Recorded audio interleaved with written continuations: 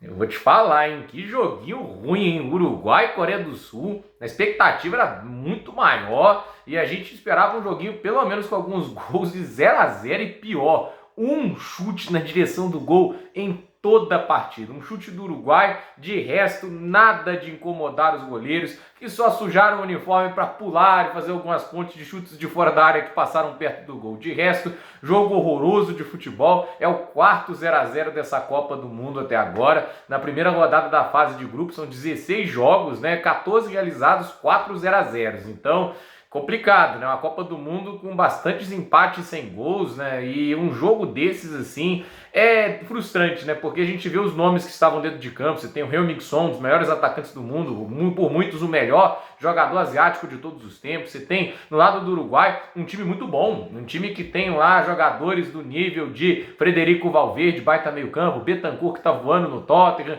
Você tem lá o Luis Soares e o Cavani, tudo bem, tão velhos, mas ainda fazem comida boa, ainda uma boa panela, né? E a gente também tem ali o Darwin Núñez, que toma decisão errada pra caramba, mas é um baita jogador também. Aí você tem o Arrascaeta, que não entrou em campo, né? O Diogo Alonso resolveu dar uma de Abel Braga, deixou o Arrascaeta no banco e nem sequer colocou o cara pra jogar, né? E assim, você tem muitos jogadores bons, isso sem citar algumas lendas do time, como é o Diego Godin, que foi bem hoje, inclusive deu uma bola longa lá pro Darwin Núñez, que ele acabou escolhendo a jogada errada no momento de perigo do Uruguai, né? E você tem jogadores de qualidade na equipe, mas quando o futebol entregado é esse, decepciona bastante. E olha, o Uruguai estava pior do que isso, tá, gente? O Diogo Alonso chegou, ele melhorou muito que o Uruguai estava lá com os catabares, e se não fosse o Diogo Alonso, o Uruguai sequer estava na Copa do Mundo. É um time hoje um pouco mais sólido, defensivamente há de se elogiar que o time não sofreu tanto assim contra a Coreia, e a Coreia tem algumas peças para machucar, o próprio Heung-min Son, um jogador extraordinário. A questão é,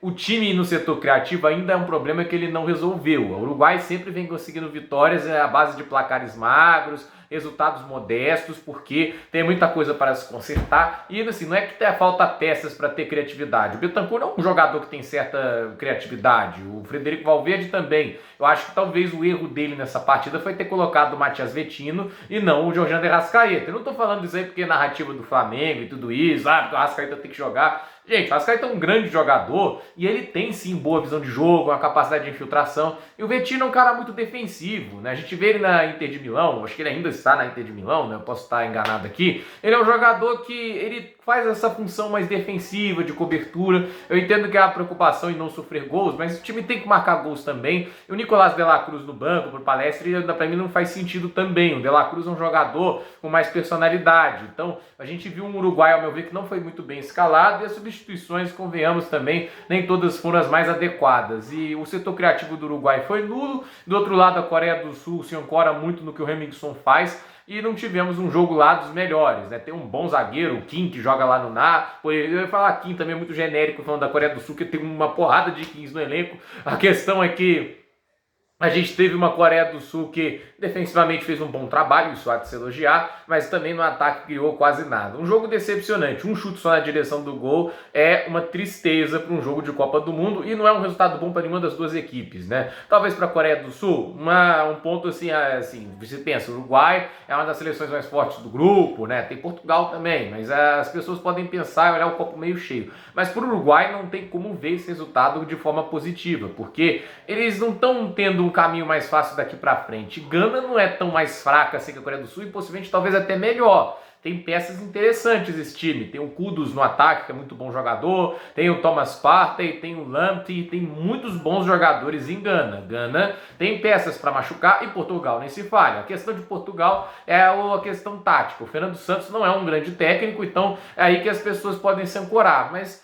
o jogo que o Uruguai teve hoje não convence, entende? Não é um jogo que dá muito otimismo. Eu acho que o Diogo Alonso, se ele quer se provar muito como técnico, vai ter que usar todas as falhas que o Uruguai teve nesse jogo e apresentar algo diferente para a próxima rodada, porque é difícil, né? Consertar todos os problemas em alguns dias, mas ele vai ter que fazer alguns ajustes pesados, porque do jeito que tá, o Uruguai vai empatar os 3 jogos e possivelmente ficar fora das oitavas, né? O Uruguai hoje criou muito pouco no ataque para as peças que tem. Uma coisa é você não criar nada no ataque, por exemplo, na Tunísia, entende? Você tem peças muito limitadas, um time que, ao meu ver, tem pouca mão de obra qualificada para trabalhar e conduzir um jogo muito muito eficiente, mas uma coisa é você ter o Luis Soares, o Darwin Núñez, uma coisa é você ter o Frederico Valverde e o Bentancur, esses jogadores do meio para frente não conseguir criar. Aí tem coisa muito errada. Olha o Canadá ontem da maneira que jogou. O Canadá cria jogadas com muito mais qualidade que o Uruguai, mesmo tendo peças muito inferiores. Isso é a diferença que um técnico tem que fazer. Ele caiu de paraquedas, o Diogo Alonso? Caiu, obviamente, está pouco tempo no comando, mas